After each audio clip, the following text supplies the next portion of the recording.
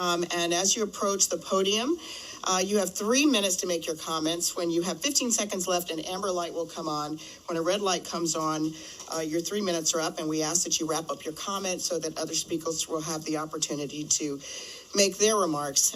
We also would like for you to introduce yourself, giving your name and your address. If there's anyone in the audience that is supportive or agrees with what's being said, we'd like for you to demonstrate that by doing this so that the speaker will be uninterrupted and will be able to get through their comments. I'm with Child Evangelism Fellowship, which is a nonprofit ministry to children. And tonight we have quite a few guests here with us. If you're here with CEF, raise your hand. They are supporters of our Good News Clubs. And so we are an international ministry to children. And we're in almost every country. We partner with churches and we partner with schools to have after-school Good News Clubs that meet in elementary schools once a week for 1 hour.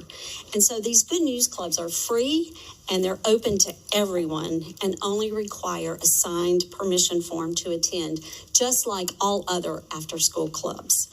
For the past 14 years, Good News Clubs have been meeting in Guilford County schools.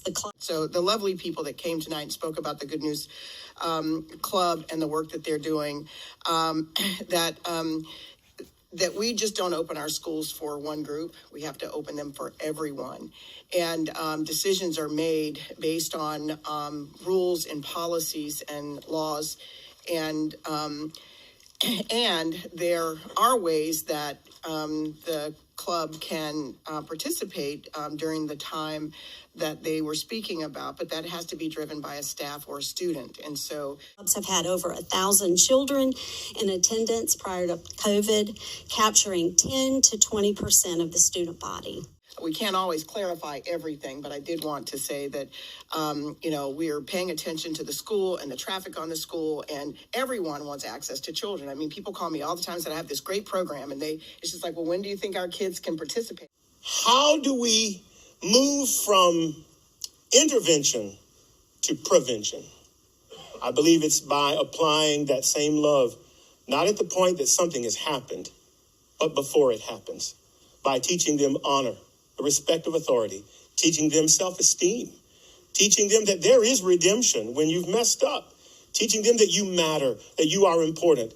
And I know that those values go hand in hand with what you labor for every day.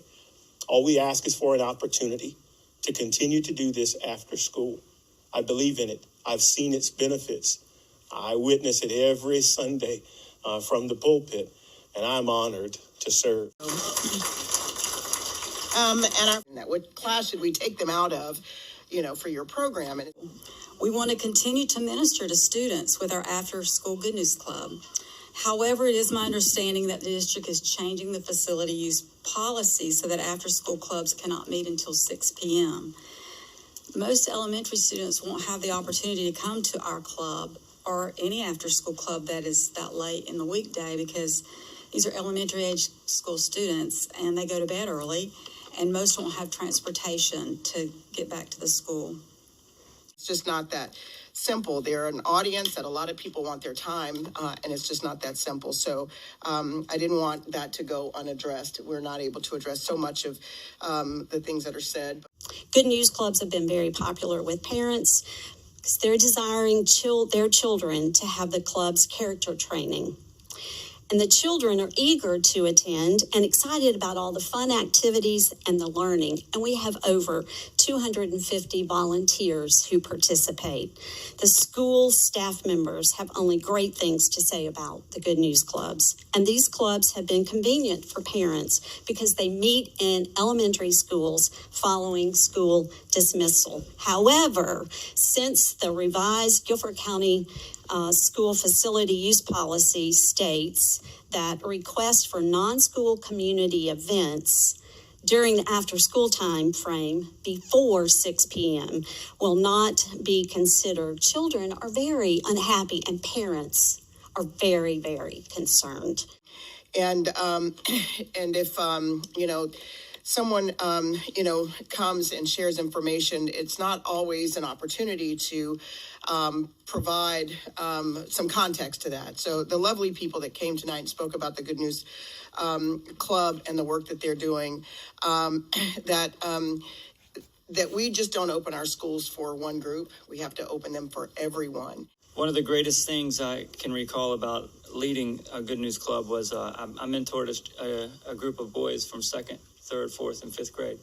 And I was in Home Depot checking out, and about a 6'4" kid comes running across the store and says, "Hey, Mr. Brad," and I didn't recognize him because last time I saw him was 5th grade. Now he's taller than me, and he was thanking me for helping him out in elementary school and being a part of his life. And I remember there was 3 of them, and they were rowdy. It was the end of the school day, and I loved it because it reminded me of me. You know, they come in there. A lot of times they don't want to sit down. They've been sitting all day, so I can relate to that. I talk to them. I figure out what's going on. I ask them every week, "Hey, how was your week?" And decisions are made based on rules and policies and laws, and there are ways that the club can participate during the time that they were speaking about, but that has to be driven by a staff or a student. And I come before you this evening to speak to what appears to be actions under consideration by the county and/or school board involving its facilities, use programs, and policies as it relates to use by various non-curricular clubs. Please permit me to take you back 21 years.